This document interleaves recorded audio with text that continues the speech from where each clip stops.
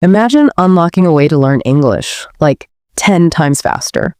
Seriously. Yeah. If you've been wrestling with slow progress, maybe feeling a bit bogged down by the usual methods, well, you might be about to discover a real game changer. Mm-hmm. We've dived into some fascinating discussions from beyond the mic, and what we found are strategies really designed to speed up your language journey. Exactly. We looked closely at these conversations, which really explored how to pick up English, well, rapidly. Right. Looking at everything from, really engaging ways to immerse yourself to some pretty compelling ideas based on how our brains actually process and hold on to new information. Okay, so our goal today is pretty clear. Give you the most potent practical techniques so you can see significant progress and fast. Yeah, move beyond feeling overwhelmed. Forget the dusty textbooks, right? We want to offer a clear, maybe even exciting path to fluency. So let's start right there. Why do those standard ways of learning often feel so slow? Well, it's fascinating when you look at how we learn, why those passive methods often fall short. Like just reading. Yeah, think about just reading English text or, casually watching videos. The sources we looked at, they suggested retention rates can be incredibly low. How low? Like at maybe 5%. Wow, 5%. That really puts it in perspective. It does. Our brains, they tend to prioritize information that's actively processed, connected to what we already know. Passive learning often just bypasses that. So it hinders how well the information actually sticks. Pretty much, yeah. Both encoding it and then recalling it later. So it's not just about effort then, it's more about how our brains are wired. One of the speakers mentioned something about needing an emotional hook. That's a key insight, definitely. Rote memorization, just repeating words or rules without context, without any personal link. Mm-hmm. It just doesn't tend to stick. The brain doesn't really see it as relevant, Right. And it brought up an interesting point about spaced repetition, too. While it's generally good for reinforcing stuff, Yeah, I've heard of that.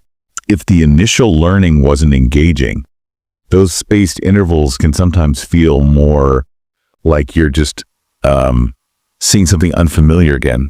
Spaced forgetting, almost. Okay, so if just soaking things in passively isn't the answer, what's the faster route? The discussions kept bringing up immersion. Yes, immersion. But they made a really crucial distinction between just sort of being around English, passively hearing it, and actively engaging with the language, consciously immersing yourself. So what does that look like practically? It means actively changing things. Your phone language, maybe. The movies and music you choose. Surrounding yourself with English on purpose. Creating your own little English world. Exactly that, intentionally. Okay, but I know a big hurdle for a lot of people, myself included sometimes, is that fear of not understanding everything immediately. Oh, totally. It can be really discouraging. Yeah, you're trying to watch something and half of it just goes, whoosh. Absolutely. But a key takeaway here was about shifting your focus, at least initially. Focus on the overall context, the general vibe, the main idea. One speaker described it like putting together a puzzle. Okay. You won't have all the pieces at first.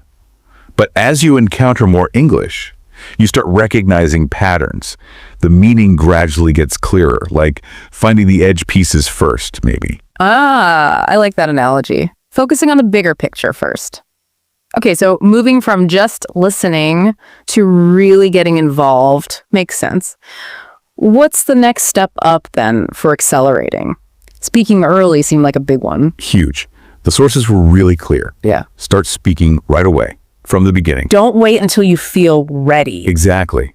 Because let's be honest, that ready feeling, it might never fully show up. True. It's about embracing the process, including making mistakes, seeing them as essential. Which can feel a bit scary, can't it? Of course. But the way it was presented was actually quite encouraging. Like, mistakes aren't failures, they're feedback. Precisely. Valuable feedback. They show you exactly where you need to focus your attention. Okay, any practical tips on how to actually do that early speaking? Yeah, a few good ones came up. Using language exchange apps is one. Okay. Or even just talking to yourself in English. Really? Does that work? It sounds a bit odd, maybe, but it's super low pressure. You practice forming sentences, getting your mouth used to the sounds. No audience. Interesting. And they mentioned the 5-second speaking rule. What's that? Basically, when asked a question, try to respond within 5 seconds. Don't overthink it. Oh, I like that. It forces you to just jump in. Right. Builds fluency, builds confidence. Progress over perfection. Progress over perfection. Love it. Okay, let's tackle vocabulary. Sounds like we need to ditch those endless lists of random words. Definitely. The sources push for a much more strategic and engaging approach than just memorizing lists. Like what? Well, this idea of neurolinking came up. Yeah. Actively connecting new words to really vivid personal memories or strong images. Oh, okay. So like if you learn the word peculiar, you link it to, I don't know, the weird smell in your grandma's attic. Exactly like that. That kind of personal sensory connection makes things stick way better. How much better? Apparently, the claim was up to 10 times longer retention. 10 times. Why is that personal link so powerful, do you think? Well, our brains are just wired to remember experiences, emotions, sensory details really well. So linking a word to that. You're not just learning a definition. Right. You're creating a richer memory trace. Yeah. More emotional, more resonant. Makes the word easier to find later. Makes sense. And what about this 20/80 rule for vocabulary? Yes. That's about focusing your energy efficiently. The idea is that a relatively small number of words, How many? around 300 power words, let's call them, they actually make up a huge chunk of everyday conversation, maybe 80%. So instead of trying to learn every word, Focus on the most frequent ones first. The example given was like, learn get before you worry about procure. great, get is everywhere. Procure, not so much in daily chat. Exactly. Why spend energy on a rare word when a versatile one like get helps you in so many situations much sooner? It's strategic. Okay, smarter, not harder again. Now, grammar, the big scary G word for many learners. Yeah. Often seen as just piles of complex rules to memorize. But the sources suggested a different angle, right? Moving away from just drilling rules. Completely. The emphasis was much more on learning grammar through pattern recognition, seeing it in action in natural language. How does that work? Instead of just studying conjugation tables in isolation, you learn by observing how grammar actually works when people use it. So reading and listening? Yes, but maybe starting simple. Children's books were suggested, or simple articles.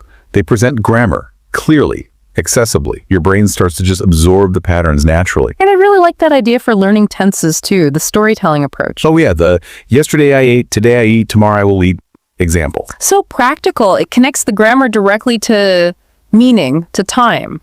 Less abstract. Exactly. It makes grammar a tool for communication, not just an academic exercise. Now, another technique that got highlighted for really improving pronunciation and flow was shadowing. Shadowing. All right, that's where you listen to a native speaker, maybe from a podcast or a video, and you try to mimic exactly what they say almost right after them. Precisely.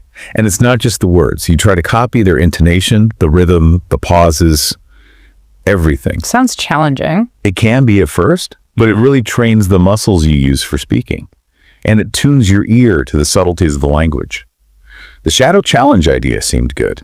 What was that? Just commit to maybe 10 minutes a day, repeating lines from some English audio.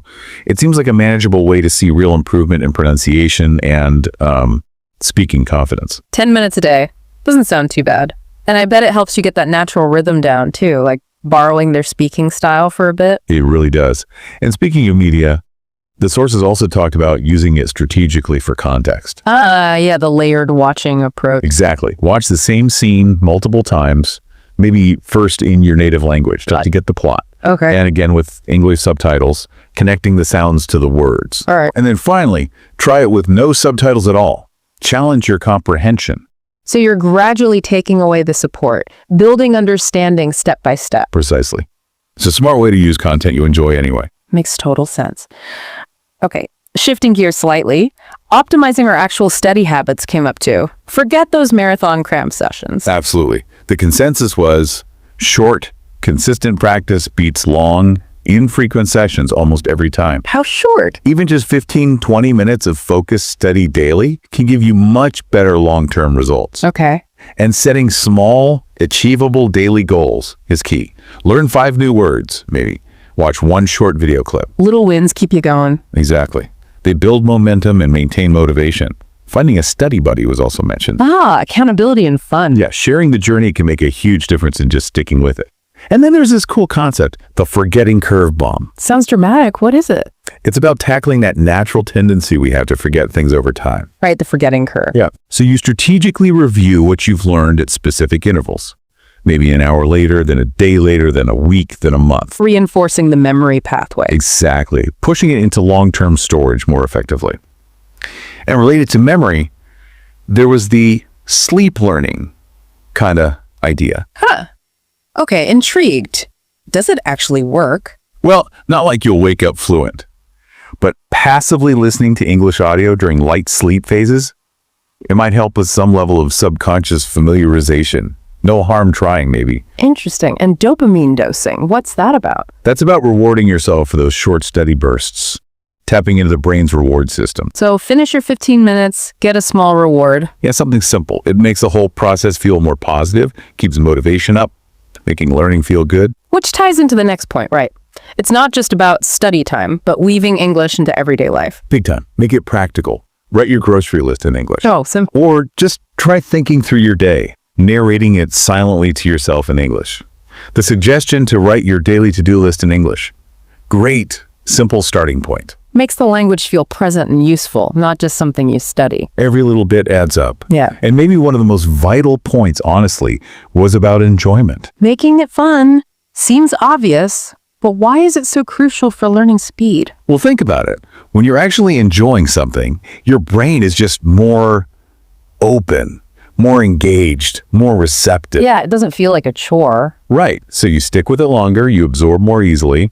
You're probably less afraid of making mistakes too, and it feels like play. So watch movies you love, listen to music, play games, but in English. Exactly. That recommendation to watch favorite movies in English, maybe start with subtitles, then take them away gradually. Perfect example. Learning through enjoyment. Takes the pressure off. Okay, finally, there were some simple but really powerful mindset shifts mentioned. Yeah, like consciously trying to think in English. Instead of translating everything in your head from your native language. Right. That constant mental translation just slows you down. It's an extra step. How do you even start doing that? Well, the quick exercise they suggested was simple. Just look around you right now and name 3 objects in English, out loud or in your head. Okay, lamp, mug, laptop. See, you're building that direct link. Concept straight to English word, Yeah. bypassing the translation. It feels different, more direct. It is. And the overall message seemed to be that fluency isn't just about logging hours. It's about strategy. Using the right methods, learning smarter. Precisely. So just to quickly recap those core ideas for potentially learning 10x faster. Let's do it. Okay, prioritize active immersion. Start speaking early. Make mistakes. Use smart vocabulary tricks like neural linking and the 80-20 rule. Right, focus on those power words. Learn grammar through patterns, not just rules. Use shadowing for pronunciation and rhythm. Those short, consistent study sessions. Yeah, keep them short, keep them regular. Integrate English into your daily life in practical ways. And the big one. Make it fun. Enjoy the process. Absolutely. And remember, fluency isn't some endpoint way off in the distance. It's more like a journey you're on right now. And you can actually shape how fast you travel. Well said. So here's something for you listening to think about. What's maybe one small change, one tiny adjustment you could make today to start thinking more directly in English, even just for a minute? Or maybe which of these techniques we talked about really resonated with you? Shadowing, neural linking, the 5-second rule. Yeah, which one feels like something you could actually try this week and maybe see a little difference? The idea is to see fluency not just as a goal, but as this dynamic, strategic adventure. That you are now way better equipped to navigate and hopefully speed